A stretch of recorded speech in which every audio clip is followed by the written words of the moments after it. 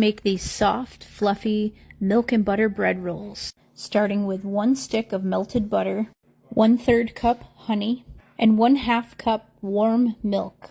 To that, we're going to add 1 packet of dry, active, fast-acting yeast. Just give it a quick stir with the mixer and then let it sit for 5 minutes. Once the yeast is activated, we're going to go in with 2.5 cups of bread flour and 2 eggs slightly beaten.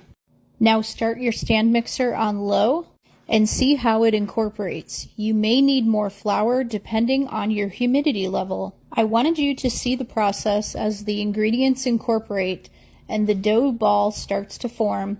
The dough hook does a really good job of incorporating the ingredients while also kneading the dough and creating that gluten structure in the bread.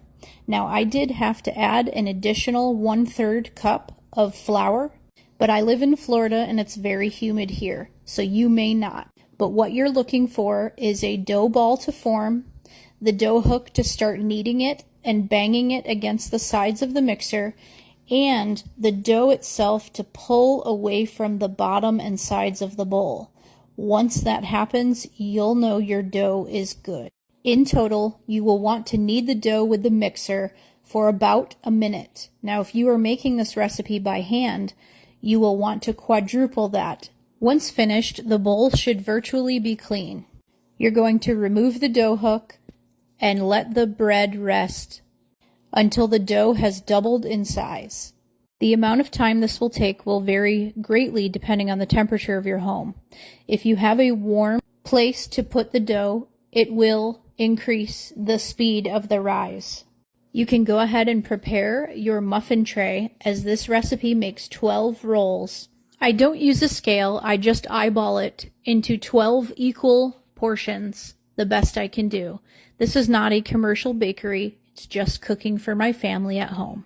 The best method I've found is to shape it into a rectangle and then cut it into 12 equal portions. The shaping of the rolls does take a bit of practice, but once you get the method down, it's very easy. I can even do 2 rolls at once, 1 in each hand. Let me slow it down and show you. You're cupping your hand into a C formation, using the palm and your thumb and ring finger to form the ball.